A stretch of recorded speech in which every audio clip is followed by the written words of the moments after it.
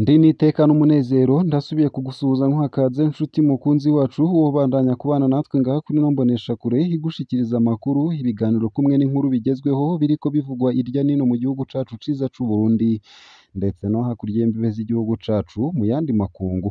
Ndaguhaye kaze, ndaguhaye mwiriwe cange mwaramutse bivanye n'aho udukurikira uherereye kuri uwu munsi wa gatatu w'igenekerezo rya 10/0/2024.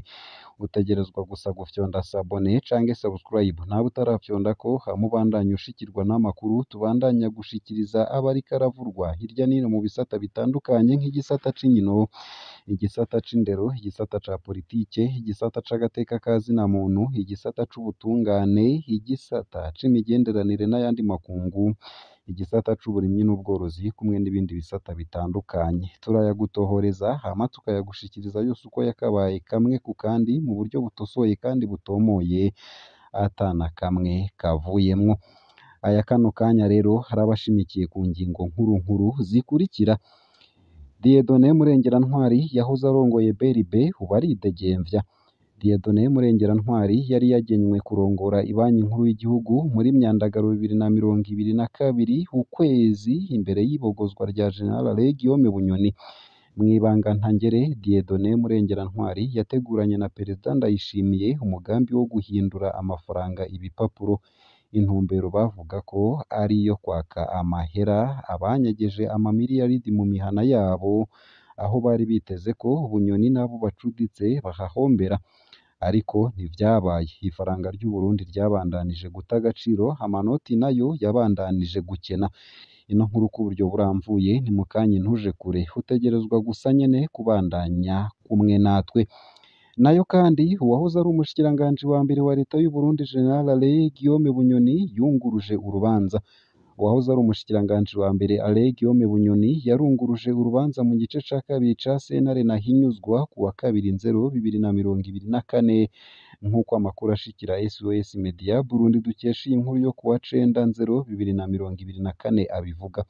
Uwo mugabo yahoze akomeye mu ntwaro y'u Burundi yaciriwe gupfungwa ubuzima bwiwe bwose mu ntango za Munyonyo guheze. Sentare ntiragira ico ishikirije ngo ishinge umunsi wo kuburana mw'idonido, bimenyeshwa n'umushingwamanza wiwe ariwe yitwa Placide Gatoto. Ino nkuru nayo ku buryo buramvuye ni mukanyi ntuje kure, ico utegerezwa gusa nyene ni ukubandanya kumwe natwe ngaha kuri ino mboneshakure. Nayo mu yandi makuru kandi bamwe mu bashinga amateka baratewe amakenga n'umurindi muto hamwe n'ubwinshi bw'ibikorwa vyo gusubiramwo canke kubaka bikorwa n'ibisata bijejwe inyubako arivyo OBUHA canke ARB. Abashinga amateka Constantin Niyonzima ndetse na Olivier Suguru berekana amakenga ko ivyubakwa bishobora kutarama kuko ubikora hari wagaruka kisuzuma. Babishikirije kuri uwu wa kabiri bariko barihweza icegeranyo c'isuzuma ryakozwe na sentare ijejwe kubahiriza amatungo ya leta mu bushikiranganji bujejwe ibikorwa vya leta. Ryakozwe kuva mu mwaka w'ibihumbi 2019 gushika mu mwaka w'ibihumbi 2023. Ayo gusa, ayo hamwe n'ayandi ni mukanyi mu buryo bw'idonido ntuje kure, ico utegerezwa gusa ni ukubandanya kumwe natwe.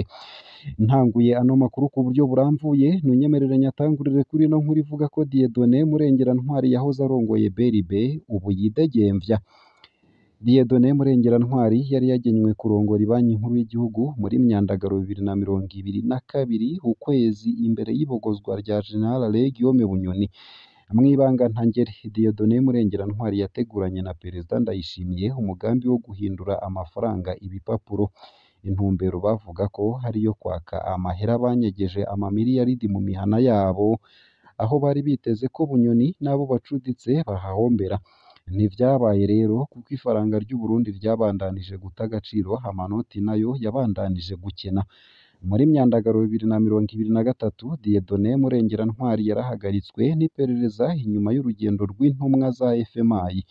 Haravuzwe ko Dieudonné yoba yaramenye ibanga ku mafaranga mvamakungu yoba atangwa ukuntu gutangaje mw'ishirahamwe ryo kurangura ibitoro Prestige rivugwa ko umupfasoni w'umukuru w'igihugu Angeline Ndayishimiye yoba afisemwo umutahe. Aho kandi ni mu gihe ibanki nkuru y'igihugu hitwarirwa mu biro vy'umukuru w'igihugu. Dieudonné Murengerantwari yahagaritswe yagirizwa ivyaha bikomeye birimwo kubangamira ubutunzi bw'igihugu, kwakira ibiturire, gukoresha amafaranga ava mu vyaha ndetse no kunyuruza amatungo y'igihugu. Ifatwa ryiwe ryakurikiwe n'iry'abendahamwe wiwe, umudandaza Sylvestre Niyonsaba yahavuye arekurwa hatangishijwe ingwate y'imiliyaridi zitatu. Inyuma y'ukwezi n'inusu hapfungiwe mw'iperereza, Dieudonné Murengerantwari yarajanywe mw'ibohero rikuru rya Mpimba muri Munyonyo 2023, akuweyo atigeze aburana. RPA ikaba ivuga ko Dieudonné Murengerantwari arekuwe kubw'igitsure c'umukuru w'iperereza General Major Ildefonsi Habarurema batazira King Kong. Umushingamateka Agathon Rwasa niwe yaheruka kubaza ati kubera iki uwivye igitoke kubera ashonje hafatwa agapfungwa, ariko uwivye amamiliyaridi menshi agasabwa gusubiza gusa kandi ari we aba yakoze ivyica igihugu cose. Bagenzi, turi mu ntwaro y'uruyeri rwinshi.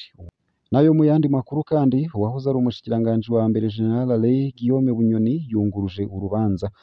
Uwahoze ari umushikiranganji wa mbere Alain Guillaume Bunyoni yunguruje urubanza mu gice ca kabiri ca sentare Ntahinyuzwa ku wa 2/0/2024 nk'uko amakuru ashikira SOS Media Burundi dukesha iyi nkuru yo ku wa 9/0/2024 abivuga. Uwo mugabo yahoze akomeye mu ntwaro y'u Burundi yaciriwe gupfungwa ubuzima bwiwe bwose mu ntango za Munyonyo guheze. Sentare ntiragira ico ishikirije ngo ishinge umunsi wo kuburana mw'idonido. Ivyo ntibimenyeshwa n'umushingwamanza wiwe Placide Gatoto.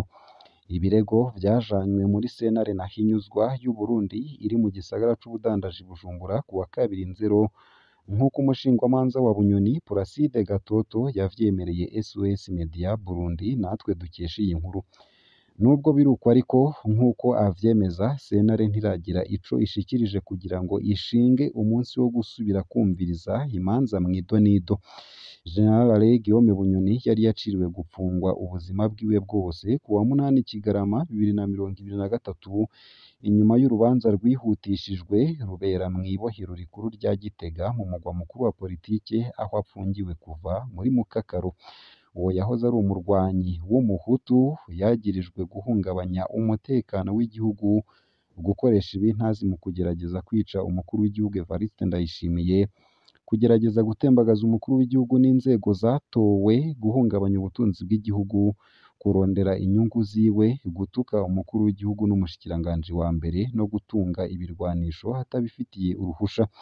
Sentare yategetse kandi ifatwa ry'amatungo ya Bunyoni agizwe n'amazu, imiduga n'itongo. Nayo mu yandi makuru kandi ariko aravugwa nuko bamwe mu bashingamateka batewe amakenga n'umurindi muto hamwe n'ubwinshi bw'ibikorwa vyo gusubiramwo canke kubaka bikorwa n'ibisata bijejwe inyubako arivyo Obuha canke AIB. Abashingamateka Constantin Niyonzima ndetse na Olivier Suguru berekana amakenga ko ivyubakwa bishobora kutarama kuko uwubikora ari we agaruka akisuzuma. Babishikirije kuri uwa kabiri bariko barihweza icegeranyo c'isuzuma ryakozwe na sentare ijejwe kubahiriza amatungo ya leta mu bushikiranganji bujejwe ibikorwa vya leta.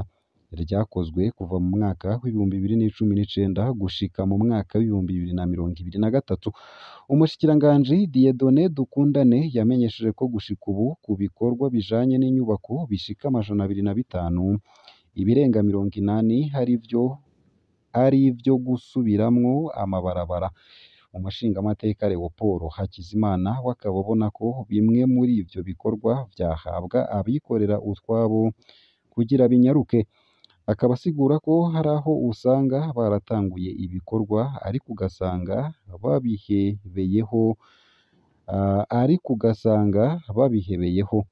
kubwiwe yaba hari uwikorera ivyiwe ntiyoheba ivyo bikoresho. Umushikiranganji akaba yemera ko ibikorwa ari vyinshi ariko ko bigenda neza nubwo utunenge tutabura. Akaba asigura ariko ko ivyari bimeze nk'ibihagarara ahanini vyaterwa n'ubukene bw'amahera mvamakungu ndetse n'ibikoresho.